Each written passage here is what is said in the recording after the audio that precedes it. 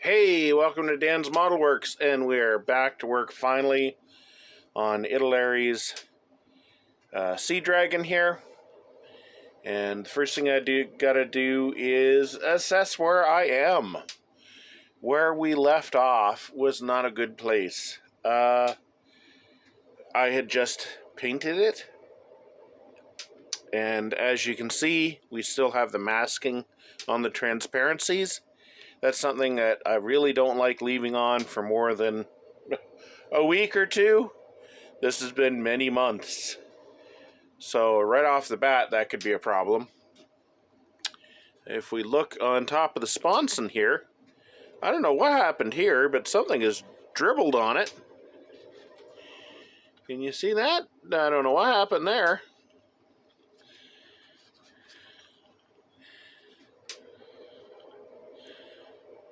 Okay, there we go. That's a little bit better, but you can see something dribbled on this. Don't know where it came from.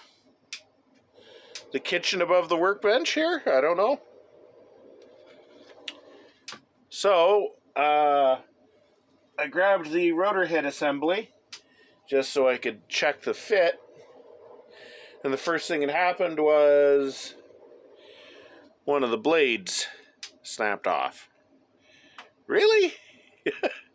This is not being a good start to the last episode of this project.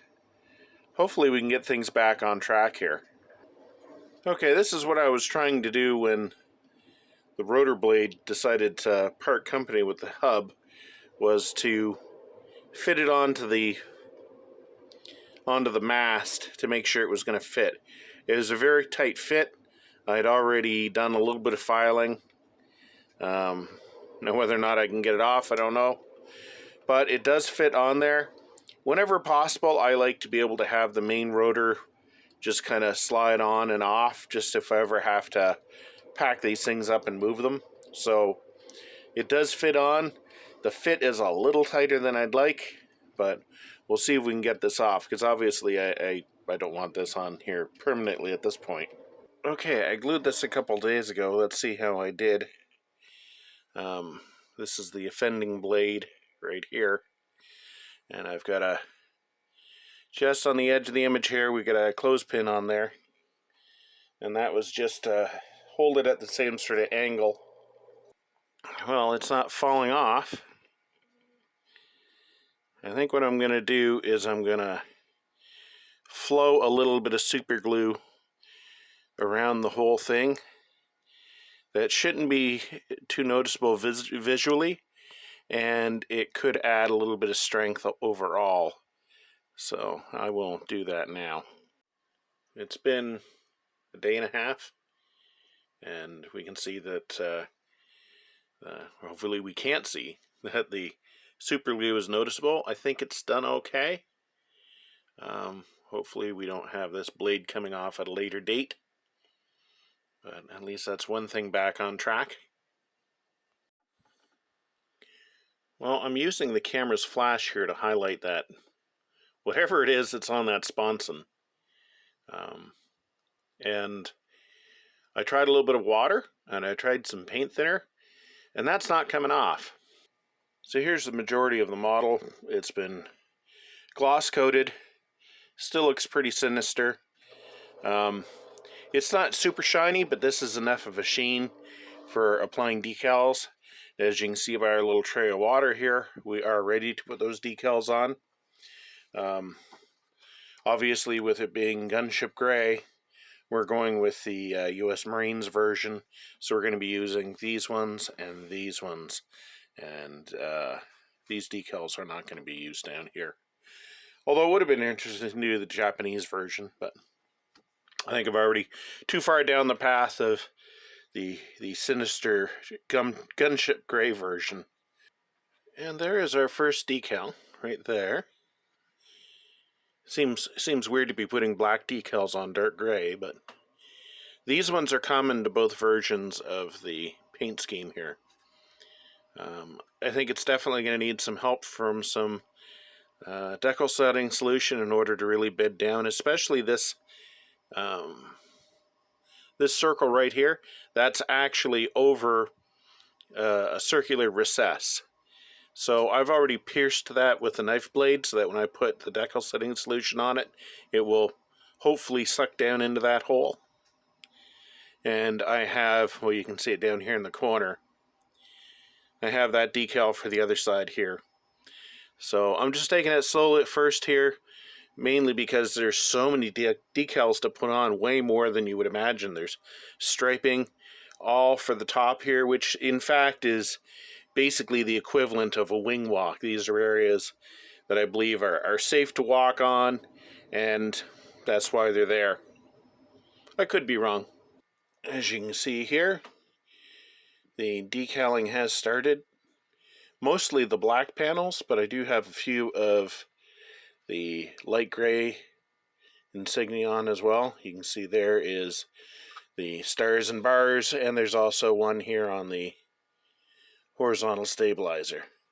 So as you can see here, I've started painting the tips of the rotor blades, the tail rotor, yellow.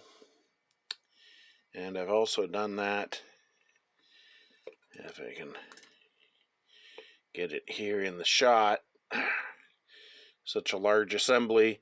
I've also done the same thing on the main rotor blades, and the next step there is going to be to mask off those yellow areas neatly and give both rotors a shot of flat black. So one of my least favorite tasks of airplanes and aircraft, at least those with twirly bits on them, such as propellers and rotors, is putting the yellow or red or whatever color they decide to use tips on the rotor blades. And you can see I've got them prepped here. Underneath that yellow tape is a little bit of yellow paint. These are going to my spray booth. I'm going to get some flat black paint. And then the areas that are supposed to be metallic, they'll be done with a regular hand brush later. Well, I can't believe that worked out. As you can see, my hanger here is just long enough to suspend this from the roof of the spray booth. So that's going to make things a lot easier. Alright, the black paint is dry. Let's see how we did.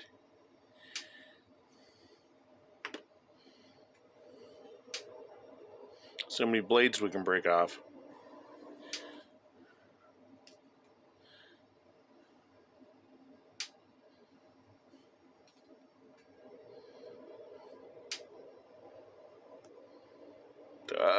Look at that.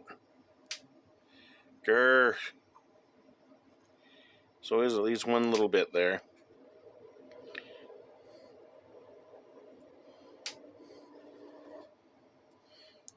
Okay, there's the tail rotor. It turned out alright. I'm going to have to touch up one little bit, but that's not too bad. Now let's do the main rotor here. And hopefully we don't break anything off.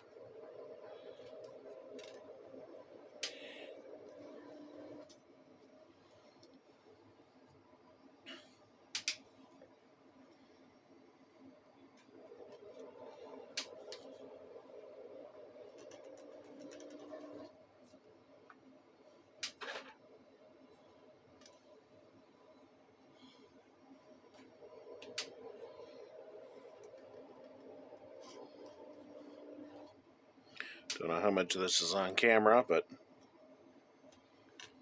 alright, there we go. So, at least the top of the blades, nothing too horrible happened. Well, the underside's not too bad either. Now we're going to go on to the, I believe they call for gunmetal for all these areas.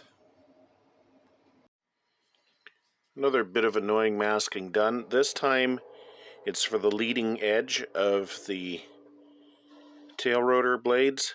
Now, take a careful look at the instructions, because you usually think of the leading edge of a propeller or rotor system of something is not leaning into rotation. But this one, in fact, it's what you would think would be the trailing edge is the leading edge. So you'll see once I pull the masking off.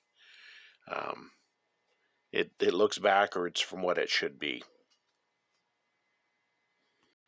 All right, let's see if we can get this masking tape off without snapping off any rotor blades.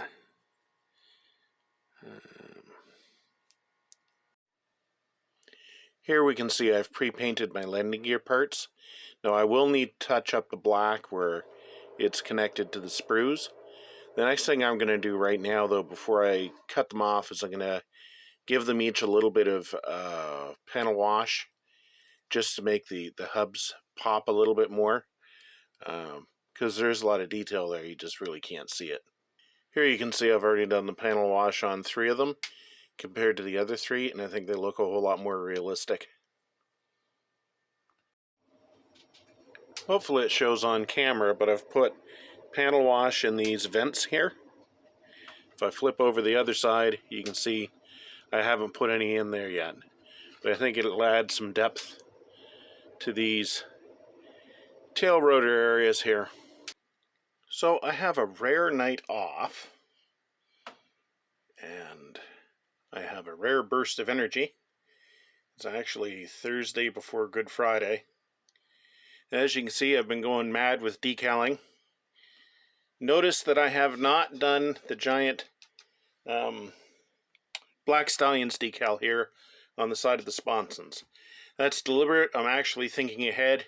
This is a good place to hold it while I do the decaling, because there's nothing worse than putting your finger on a decal, especially if you have the setting solution on it, which about a week ago I did. Look at that. I kind of screwed up the corner of the stars and bars.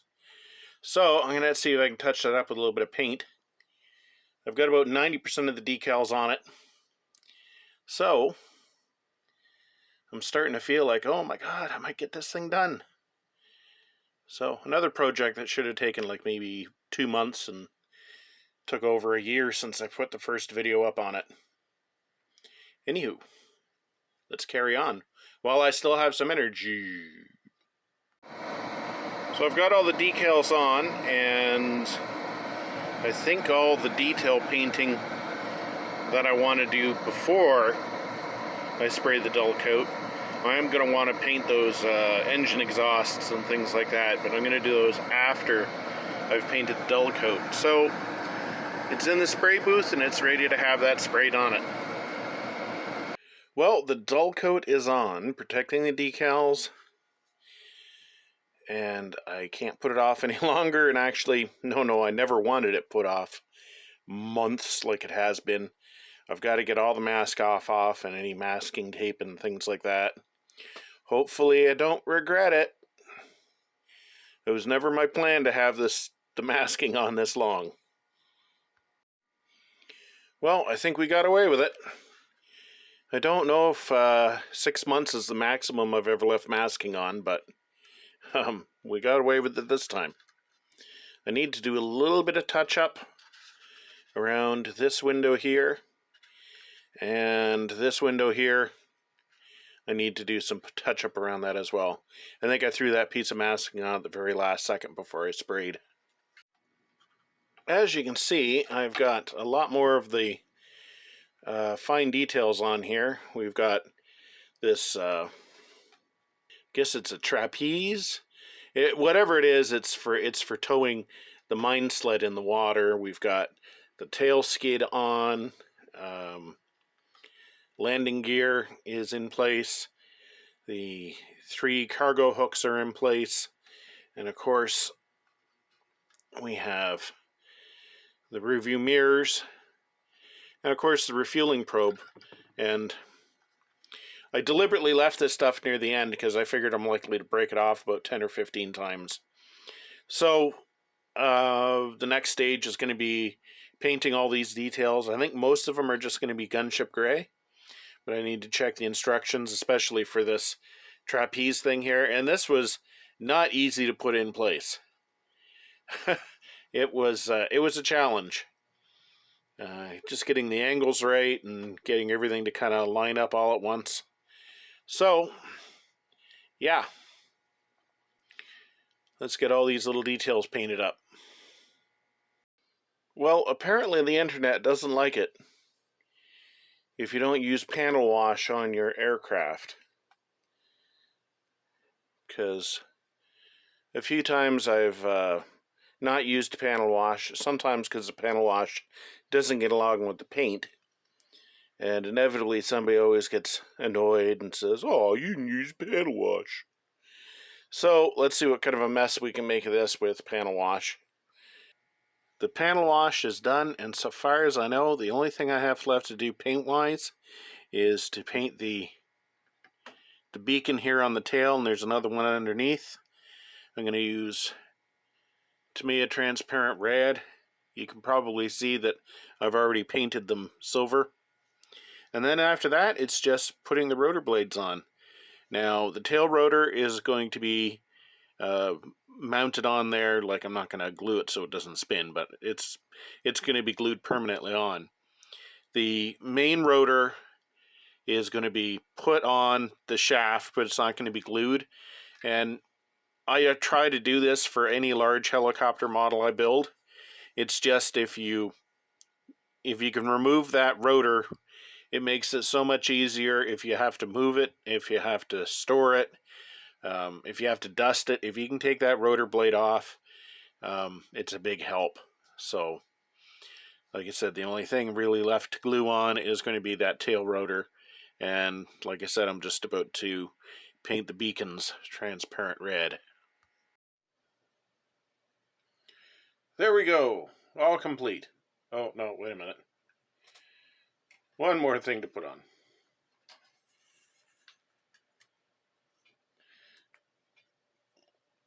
As I mentioned before, I usually like to have my rotor blades separate so that I can take them on and off when necessary. And even though I've had this on a few times, it's not cooperating. I'll just edit this bit out. There we go. That's better.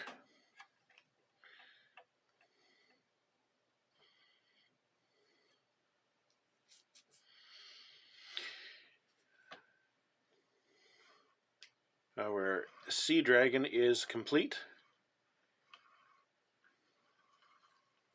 And I have to say that I was wrong. When I reviewed this, I basically said that Italeri helicopter kits are normally really, really good and normally have really good fit. This one, not so much. In particular, the engine nacelles were kind of they fit where they touched, and there was a few other spots that were difficult. I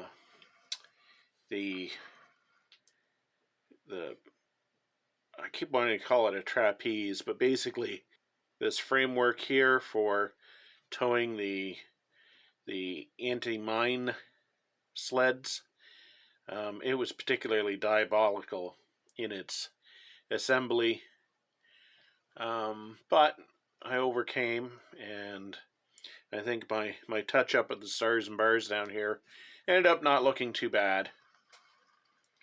Certainly is an intimidating looking helicopter, that's for sure. And in a few minutes, I'll put it next to the earlier Sea Stallion, and at the same time we'll see the resemblance, but as well as that, we'll see how this helicopter has evolved.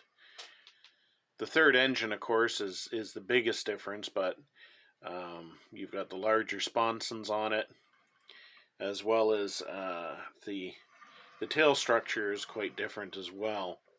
Anyway, we'll put them side by side and we'll be able to see that. But all in all, despite the fit issues, this was an enjoyable build. It's making me want to get my Revell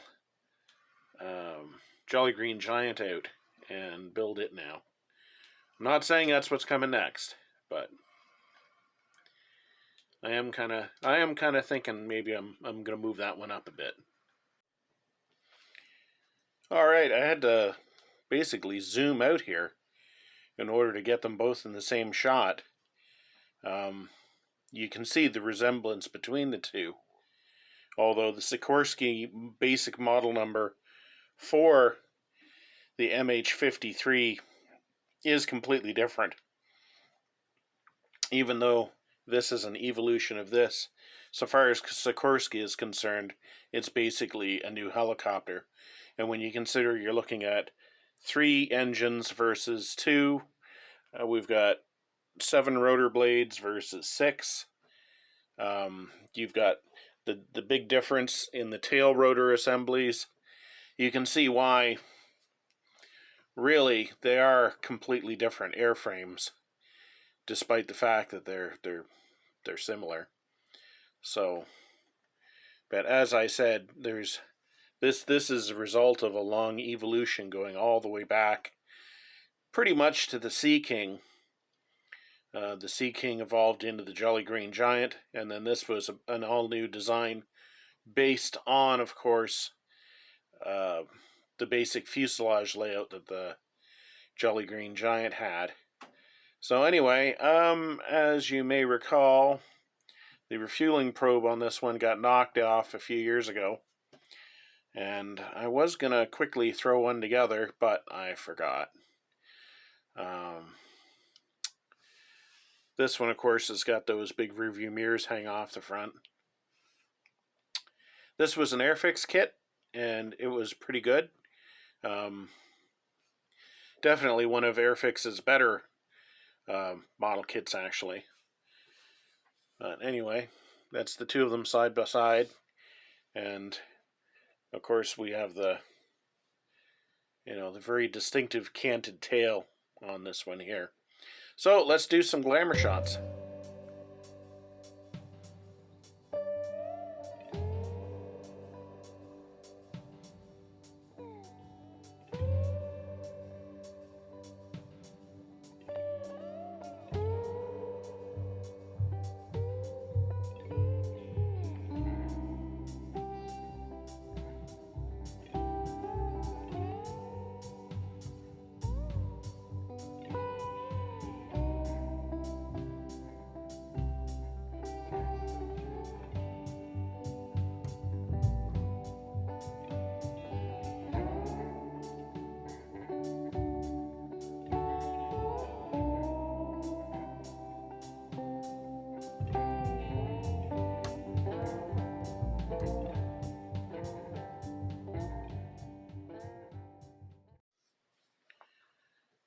So, thanks for watching, and until next time, just keep on modeling.